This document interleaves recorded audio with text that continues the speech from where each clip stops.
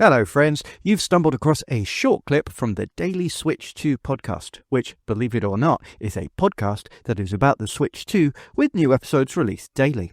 What will they think of next? 14th of August, we have Madden, or EA Sports Madden NFL 2026 to give it its full title. Now, in part 1, I talked at length about EA Sports FC 26, and much of what I said there could apply here, really, as far as it looking like a pretty polished quality title, as long as the Switch 2 can run it smoothly and the online works well, etc. That all remains to be seen, of course.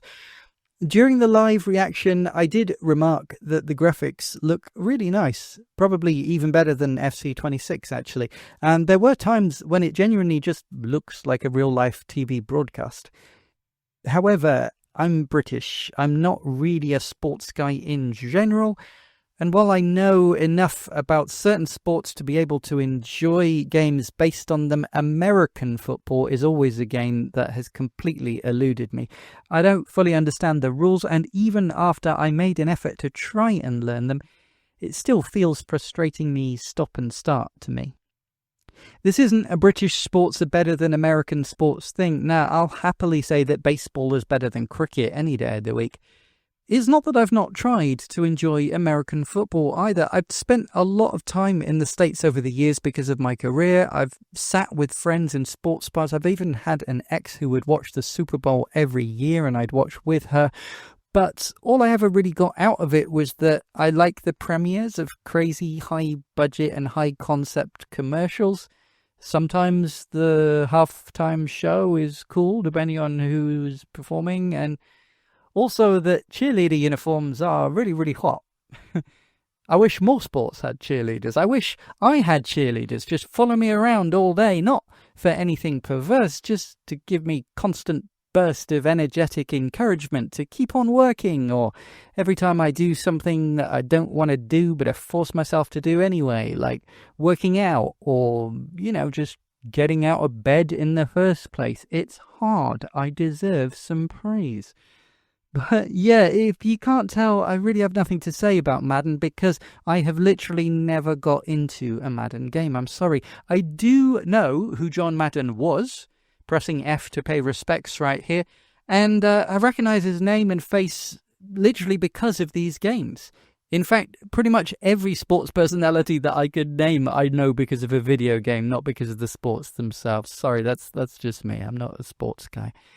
I also know that the Madden games are absolutely legendary, especially as they were basically responsible for the Genesis becoming popular in the States before Sonic was released.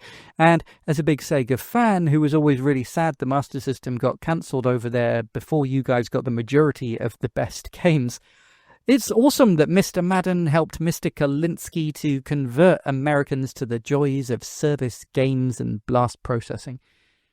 I've just always been more into the NHL and NBA titles and various real football games like FIFA. I'm just kidding, NFL fans. I love you, really. But who doesn't love you? EA, if the prices are anything to go by. As with the artist formerly known as FIFA, they are milking it with the costs. $70 for the standard edition, but $100 for the deluxe, which includes, and I quote, a Hall of Fame player item, 4,600 MUT points, MUT cover athlete elite player item, franchise coach ability points, superstar legendary XP boost player card exclusive item. I don't know what any of that means and why it's worth $30 extra.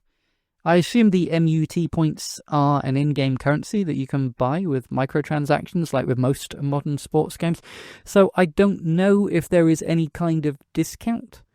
Personally, I don't do microtransactions and real-life in-game currency, so it's just not for me. I just want the base game to be a good, fun game to play when I pick up a sports game. The pre-order of the digital deluxe version also includes 7 days early access and also early access to some solo challenges, whatever they are. I mentioned in my previous FC26 and Tony Hawk's 3 and 4 coverage that I really hate early access behind pre-orders. It's predatory, playing on FOMO, and also hoping people avoid reviews and just buy on faith. If you pre-order just the standard version, you get MUT Cover Athlete Elite Player Item, Franchise Coach Ability Points, and Superstar Legendary XP Boost. Now, I don't know, but XP Boost and the previous Early Access Solo challenges and a few of the other items all sound a bit like by pre-ordering you get a kind of pay-to-win element advantage over those that didn't. And if that's the case, that sucks. But what really sucks is that just like EAFC, the physical version is a game keycard and therefore requires a huge download.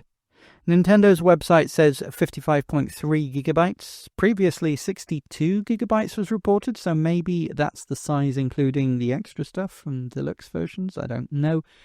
Either way, that is around $15 to $20 of a memory card as a hidden extra cost. And frankly, I'm sure that many people's internet connections will not really be up to the task of downloading a 50-plus gigabyte title. That's frankly ridiculous. Even more ridiculous is that it would have been easily fitted on a 64 gigabyte card. Charge $10 extra to put the game on the cartridge and not have to waste valuable space and many hours of trying to download. Or, at least allow the frickin' $100 version to be on the cartridge. As I said before, EA aren't quite as scummy with the overcharging as 2K are, but it's still way out of my comfort zone for value and being able to happily recommend it, especially when we all know that with yearly sports titles, they'll likely be practically worthless once the next year's edition releases. So, personally speaking, my initial thought was to put this into D tier, not as far down as E. Even if I don't care about it at all, I'd rather play this than just dance, after all. But then I realised that there was no Madden on Switch, and that's a bad thing for fans, so I'm very glad that the series is getting another chance on Switch too. This is the first Madden game on a Nintendo home console for over a decade, so I truly do hope that it succeeds. Therefore, I'm going to put it in C tier, along with FC26, though obviously behind FC26 because, despite the obvious appeal of the cheerleaders, halftime shows and rampant capitalism gone wild to amusing excess, soccer is still my preferred football. Hell, it's called football. Most of the time you guys are holding it in your hands. What's even going on? Well, that was funny / sad / informative / stupid, wasn't it? Feel free to mentally redact to make that make sense with the clip that you just heard. I don't know what it was. I'm just recording a bumper. But if you enjoyed the clip, please give it a like. If you'd like to hear more, click subscribe, and you can find all the ways to listen to and support the full daily podcast at linktree/dailyswitch2. That's linktr.ee/dailyswitch2. Let's go!